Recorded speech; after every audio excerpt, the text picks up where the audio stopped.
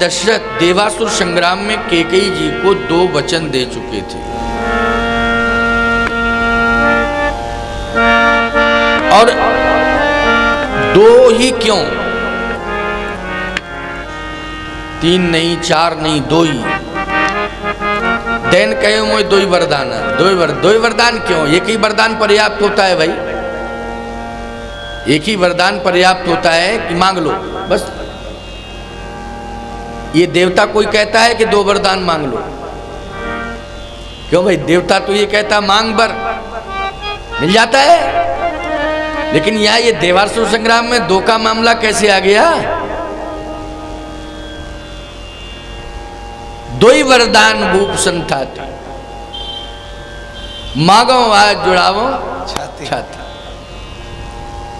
और आपने 2 वरदान दैन कहूं मैं 2 ही वरदाना, 2 वरदान देने के लिए कहा था देवासुर संग्राम में। आज वो समय आ गया है, इसलिए मैं मांग रही हूं।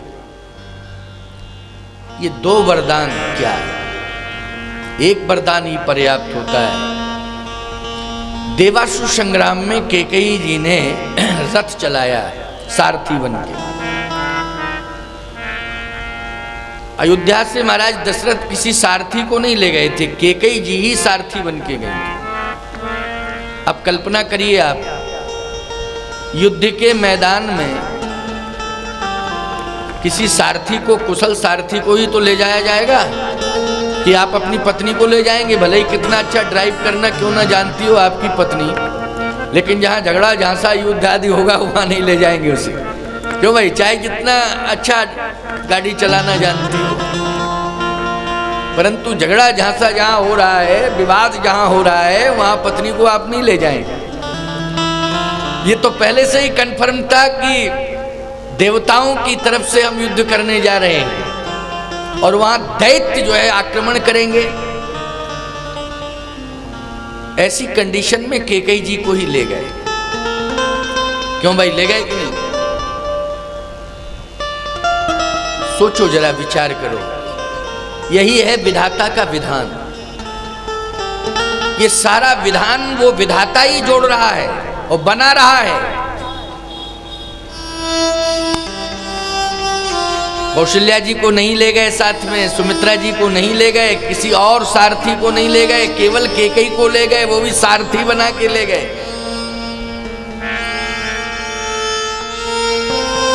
कुशल संचालन किया है कैकेयी ने। शायद कोई सारथी होता तो महाराज दशरथ के प्राण नहीं बचा पाता। अच्छा, इस मर्म को दशरथ जानते हैं कि विधाता जानता है? बोलो, कि ऐसी घटना घटेगी और प्राणजन्य संकट आएगा और महाराज को जिंदगी और मौत की लड़ाई लड़नी पड़ेगी। पूर्व से इस मर्म को यदि जानता है तो विधाता जानता है, दशरथ जी नहीं जानते, ना कैकेयी जी जानती हैं, विधाता जानता केवल। इसलिए वो विधि का विधान ही था कि विधाता ने ऐसी मति की महाराज दशरथ की कि किसी सारथी को नहीं, कैकेयी को ही ले जाओ। क्यों? दशरथ जी के प्राण बचाना है अपने लिए, भगवान को अपना कार्य करना है ना, इसलिए प्राण अपने लिए बचाना है। और माध्यम, मेरी नरनाट्य लीला में माध्यम कैकेयी बनेगी, इसलिए कैकेयी को ही साथ भेजना है। देखिए, ये विधान किसने बनाया है? भगवान ने बनाया है। भगवान का वनवास भी हो रहा है तो भगवान के विधान के अनुसार हो रहा है, इसलिए कैकेयी जी को भेजा। और कैकेयी जी ने कुशल संचालन किया। महाराज दशरथ के ऊपर ऐसा आक्रमण हुआ प्यारे कि प्राण ही संकट में आ गए। और दैत्यों ने ऐसा आक्रमण किया, दशरथ जी के ऊपर नहीं किया आक्रमण, उनके रथ पर आक्रमण किया। रथ प्रभावित हो जाएगा तो बैठने वाले अपने आप प्रभावित हो जाएंगे। क्यों? अपराधी, जैसे कोई शीर्षस्थ व्यक्ति वाहन से जा रहा है तो सबसे पहले अपराधी कार के टायर में मारता है। क्यों? गोली मारता है तो कहाँ मारता है? टायर में, कि टायर भ्रष्ट, अपने आप काम बनेगा, सब प्रभावित हो जाएंगे। गाड़ी को पहले प्रभावित करो, गाड़ी को प्रभावित करो। आतंकवादी असामाजिक तत्व जो है सबसे पहले वाहन को प्रभावित करते हैं। दैत्यों ने भी यही किया, वाहन को, साधन को प्रभावित करो, वो रथ है, इसलिए रथ के पहिए को प्रभावित कर दिया। जिसमें धुरी कहते हैं ना, धुरी जिसमें पहिया लगा रहता है, उसको आपके यहाँ क्या बोलते हैं? धुरी कहते हैं, ठीक, धुरी कहते हैं। उस धुरी को ही प्रभावित कर दिया। और जानते हो, वो धुरी जब प्रभावित हो जाएगी तो रथ अपने आप प्रभावित होगा, पहिया अलग होगा। जब प्रभावित हो जाएगा साधन रथ, तो बैठने वाले को भी हम प्रभावित करेंगे। जैसे ही उस धुरी को प्रभावित किया तो कैकेयी जी ने उसी समय अपनी उंगली लगा दी धुरी की जगह। समझ गए हो ना? इसका मतलब है कि वज्र से भी कठोर उंगली है। क्यों भाई? कठोर होगी तभी तो। सामान्य उंगली होती तो क्या वो धुरी का काम कर सकती थी? बोलो, सामान्य उंगली तो नहीं कर सकती है। लेकिन ये उंगली में रहस्य है। कैकेयी का जीवन ही रहस्यों से भरा हुआ है। एक एक अंग कैकेयी का रहस्यों से भरा हुआ है। कैकेयी जी का सामान्य चरित्र नहीं है। आज हम सब जो इतना बड़ा ग्रंथ श्री रामचरितमानस सप्तकांड आज ये जो देख रहे हैं इस मंच पर, व्यासपीठ पर ये ग्रंथ रखा है, इसके विस्तार में कैकेयी माँ की अहम भूमिका है। बोलो, है कैकेयी जी की भूमिका, अहम भूमिका विस्तार में। इस उंगली में रहस्य, उंगली लगा दी, प्यारे रथ बढ़ता गया।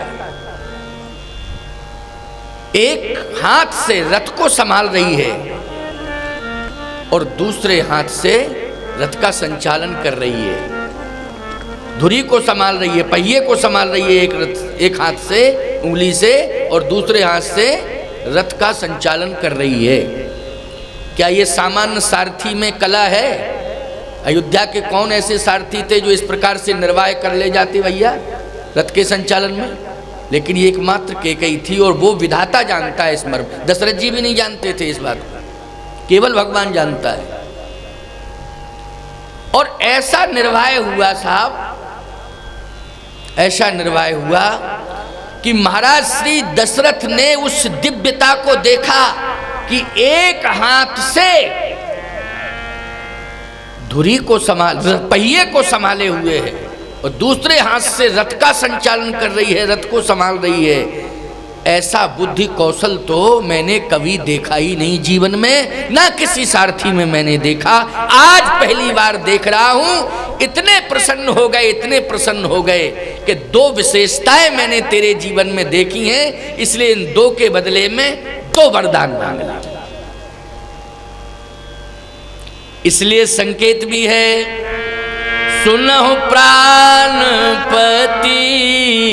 भावत जी का, सुनहु प्राणपति भावत जी का, देहु एक बर भरतहि टीका, देहु एक बर भरतहि टीका, दूसर बर कहूँ कर जोरी, दूसर बर कहूँ कर जोरी,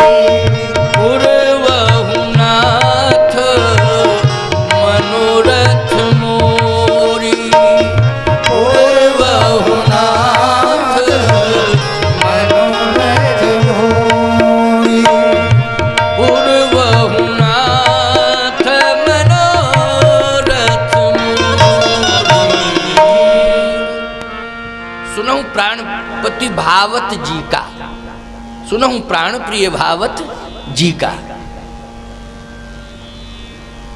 आपको उस समय मेरा रथ चलाना देवासुर संग्राम में आपको भा गया था, आपके जी को भा गया था, आपके जी को भा गया था। क्या चलाना? रथ चलाना देवासुर संग्राम में। और दूसरा बर मांगो कर जोरी, समझ गए हो नहीं? कर मानी क्या होता है? हाथ होता है कि नहीं?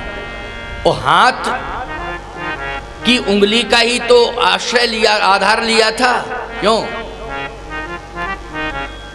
रथ के पहिए को रोकने के लिए किसको आधार बनाया था? हाथ की उंगली को। ये दूसरा आकर्षण था दूसरा आकर्षण। तो दो ही दिव्य आकर्षण हुए, और ये दो ही विशेषताएं विशेष रूप से महाराज ने देखी। एक तो रथ चलाना, और दूसरे हाथ से रथ के पहिए को संभालना। यहां दो का ये रहस्य है।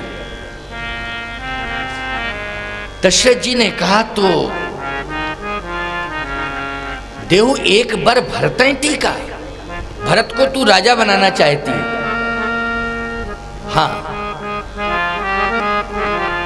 और दूसरे के बदले में तापस वेश विशेष उदासी 14 वर्ष राम वनवास, दूसर वर मांगा हूं कर जोड़ी। इसके बदले में तापस वेश विशेष उदासी 14 वर्ष राम वनवास। राम 14 साल के लिए वन चले जाए। वनवासी इसका मतलब है कि साधु का वेश, तापस वेश, स्पष्ट है ना, तपस्वी का वेश होना चाहिए। भरत राजा बने, इसका मतलब है कि भरत का वेश होना चाहिए राजसी, और राम का वेश होना चाहिए वनवासी तपसी का वेश, है ना? क्योंकि सिंहासन पे जो बैठेगा वो तपसी के वेश में बैठेगा कि राजा के वेश में? बोलो, राजा के वेश में बैठेगा, राजसी वेश। और वन में जो रहेगा वो निश्चित रूप से कांस की झोपड़ी आदि में रहेगा, तपस्वी के वेश में रहेगा।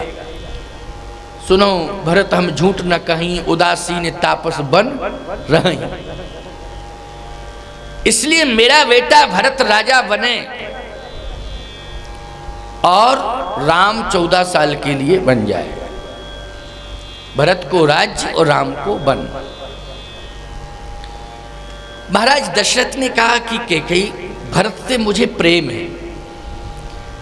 अच्छा, ये मैं असत्य नहीं बोल रहा हूं, ऐसा मत समझना कि आज परिस्थितियों में जकड़ चुका हूं इसलिए मैं मजबूरी में कह रहा हूं। ना ना ना, मैं झूठ नहीं बोलता हूं।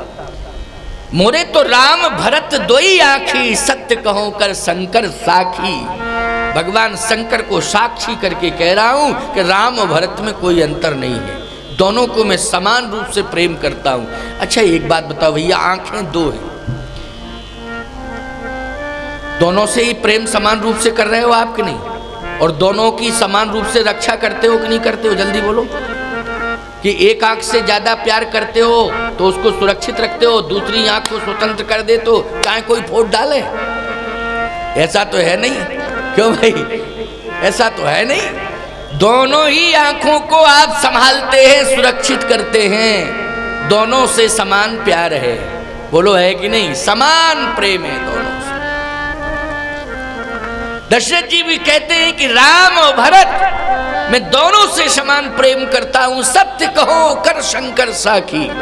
भगवान शिव को साक्षी करके कह रहा हूं।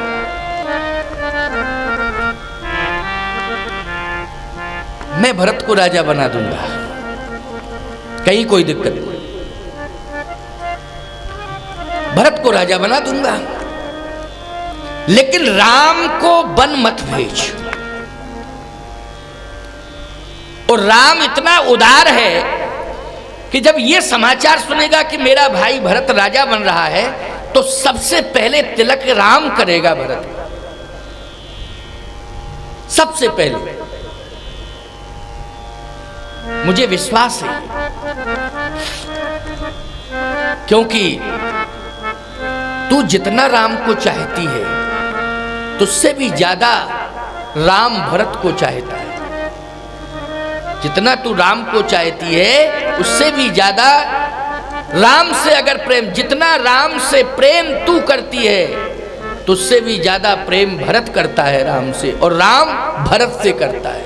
दोनों एक दूसरे से। बोलो भाई, करते हैं कि नहीं? भरत जी महाराज राम से और राम जी भरत से। तो जब इतना प्रेम राम भरत से करता है तो सिंहासन का समाचार सुनकर के तो अति प्रसन्नता होगी राम को। इसलिए ऐसी कोई बात नहीं है, इसमें भ्रमित होने की आवश्यकता नहीं है। मैं परिवर्तन किए देता हूं, भरत को राजा बनाऊंगा। लेकिन दूसरा वरदान जो तूने मांगा है कि राम वनवासी हो जाए, तापस वेश विशेष उदास, 14 वर्ष राम वनवासी, राम को वन मत भेज। अयोध्या की 4 दीवारी के अंदर राम को रहने का अधिकार दे। बोलो भाई, मिलना चाहिए अधिकार कि नहीं? अयोध्या की 4 दीवारी के अंदर रहने का तो अधिकार मिलना चाहिए, क्योंकि राम का कोई अपराध नहीं है। या तो तू अपराध बता दे कि किस अपराध की सजा दी जा रही है। राम का कोई अपराध नहीं है, राम कभी अपराध कर ही नहीं सकता है। और यदि तेरी निगाह में कोई अपराध आया है तो बता दे राम का अपराध क्या है। कैकेयी जी ने कहा कि राम कभी अपराध नहीं कर सकते। कौन कहता है कि राम अपराध करते हैं? और जो अपराध करता है वो साधु बनता ही नहीं है। सीधी सी बात है?